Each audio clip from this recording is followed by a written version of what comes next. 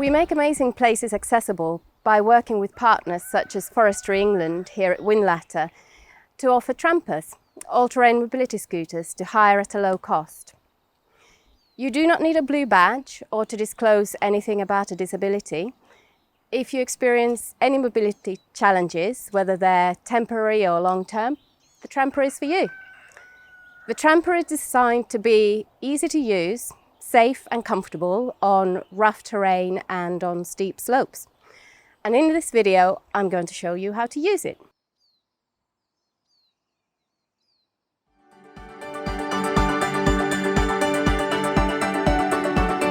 Let's have a look at some of the features of the Tramper. There's a compartment at the front. You can store a small bag or hat or gloves in there. The seat moves backwards and forwards to adjust to your height. You can also adjust the back of your seat forwards and backwards depending on what's comfortable for you. And the armrests go up to help you get on the Tramper and off the Tramper, and down again to help keep you safe and comfortable when you're on your trip. And at the back there are two holders where you can store a walking stick or crutches that you might take with you on your trip. Let's look at the key. Sometimes at the front of the dashboard, sometimes down the side. You simply turn it clockwise to switch the Tramper on and anti-clockwise to switch it off again. When you stop, after a while, the Tramper will switch off, so don't panic, just turn the key clockwise again to move on. Also, if you stop somewhere and step off the Tramper, for example, to have a picnic or take a picture, please take the key with you and keep it safe with you on your person all the time. So these are the twist grips that make the Tramper move. All you do is you turn the grip towards you, whether it's a left or right you're using. It unlocks the brake, like so. When you let go, the Tramper stops. The main thing to note that if you're stopping uphill, you need to turn the twist grip really confidently towards you, because otherwise the Tramper may roll backwards. Now here is the dashboard. On the left you'll find the controls you won't need very much, and on the right you'll find the controls that you will be using on your trip. Looking at the left first, you've got indicators, left and right. You've got hazard light. And you've got headlights.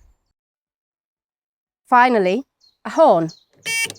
It may be useful for attracting attention at some point. On the right-hand side, you've got the controls you will be using on your trip. This switch here chooses the direction of the Tramper, forwards or reverse backwards. This switch chooses which of the twist grips you'll be using. You may have one arm or one hand that's stronger than the other, so you can choose which hand you're going to use with the twist grips. You pull the switch out and switch it to the left or to the right. These two switches control how fast the Tramper goes.